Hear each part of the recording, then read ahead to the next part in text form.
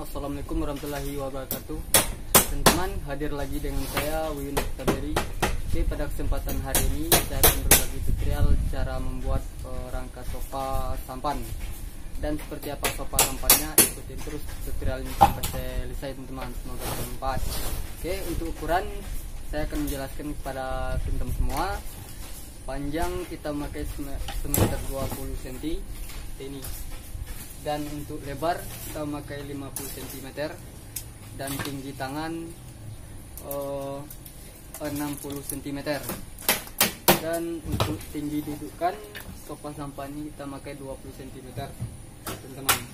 Dan terima kasih banyak teman-teman semua sudah hadir dan menyempatkan diri menonton tutorial ini sampai selesai. Saya tutup. Assalamualaikum warahmatullahi wabarakatuh. Next.